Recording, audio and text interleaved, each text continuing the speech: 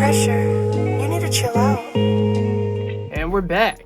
If you're new, my name is Preston. I'm with Upstairs Basement. Today we're going to be talking about how to save money on studio equipment. We're going to be discussing different ways to buy equipment and when it's smart to get it used instead of new. Now, I personally buy just about everything used except for underwear. I promise I buy new underwear. But I seriously think that used items are just as good as new. The best thing you can do to start is going to be asking friends, asking family members, seeing if anybody is willing to get rid of anything, whether it's a couch, coffee table, desk, whatever it is, something to get furniture into the studio that you don't have to worry about buying. I think it's very smart when it comes to buying studio equipment. Figure out your budget for each category. Figure out how much you can spend on speakers, desk, computer, monitor, keyboard, mouse, office chair, furniture, acoustic treatment. There's a lot that goes into buying equipment for a music studio, so you want to save as much money as you possibly can. You can order equipment off of Facebook Marketplace, eBay. You can even order used stuff on Sweetwater now, which is pretty cool. A new website that I've ordered from recently is reverb.com. On there, depending on which seller you're buying from, you can actually make an offer on items to see if the seller will let them go for cheaper. Me personally, I like to make offers on everything. The worst thing that they can say is no. People have too many things, and if they're selling it, that means they don't want it. The best thing you can do is just be patient. A lot of these great deals that I found online is simply because I waited for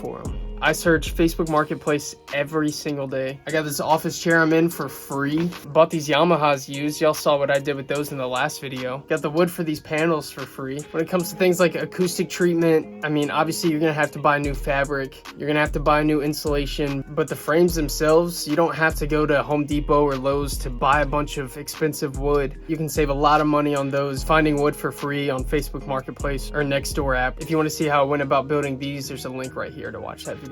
I've been looking to buy some Focal Alpha Twin Evo speakers. They're like bigger than my whole body. New on Sweetwater, they cost $600 each. But I was able to find a single one on reverb.com. Now, it was a returned item, so it said it had a blemish on it, and exterior blemishes don't affect the sound at all. I sent him an offer for $400 thinking there's no way in hell that he would accept it. And he accepted it. Studio monitors, buying used all day. If anything goes wrong with them, you can just swap out the woofers or the tweeters. I have a video listed right here on how to do that. A microphone, I'm buying it used all day. Because as long as it's not banged up, it's gonna perform how it's supposed to. Headphones, same thing. When it comes to an interface or any analog gear, stuff like that, get it used. A lot of people like used analog gear anyways because they like the aged sound to it. I got my Apollo Twin used. It works like a charm. There's no reason to buy a new one. Now, I did buy my computer used as well. I have a 2018 Mac Mini upgraded to 32 gigs of RAM. The only thing I would say about buying a computer is get a newer one. It doesn't have to be brand new, but it needs to be newer. Using an old computer or something that's slower is just gonna make your recording process and mixing process much more difficult and much more time consuming. Let's talk about buying new equipment. Now, as you guys know, I'm a fixer-upper kind of guy, so I rarely buy new stuff. The only time I highly suggest buying new equipment is if the used version affects the function, performance, or aesthetics. You know, you have to think that this is a space you want your clients to come into. If they walk in and your used studio desk is all banged up and looks like crap, and the couch that they're sitting on just looks gross, clients are not gonna want to record in that studio. But if you find a used couch on Facebook Marketplace, it's in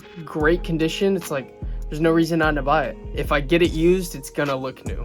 Now, when it comes to software, like getting a good DAW, plugins, stuff like that, unless you want to wait for a deal to pop up on Sweetwater, I would say just buy them all new. Mic stands, just buy one. Now, when it comes to studio monitors, if you're getting high-end studio monitors, just buy them new. Unless you plan on building your own, they're your money-making machine. You want to make sure they last as long as possible. But yeah, to sum it up, I think there's nothing wrong with buying used studio equipment. I do it all the time and it works out great for me. Most important thing to think about is performance and longevity. You know, you want this stuff to last. So think about that when you're buying used equipment. As long as you get it from a reputable site like eBay, Sweetwater, Reverb, if anything's wrong with the equipment, you can just send the stuff back and they'll give you a full refund. Again, be patient, find the best deals that you can, and you'll be able to save a ton of money when it comes to buying studio equipment. If you enjoyed this video, make sure to leave a like on it, hit that subscribe button, and the bell. That way you guys can see every time that I post a video, which is Saturday at 12 o'clock.